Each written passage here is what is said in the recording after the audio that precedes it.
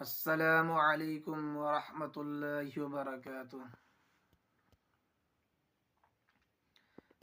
تدفین سے فارغ ہو کر قبر کے پاس کتنی دیر ٹھہرنا چاہیے؟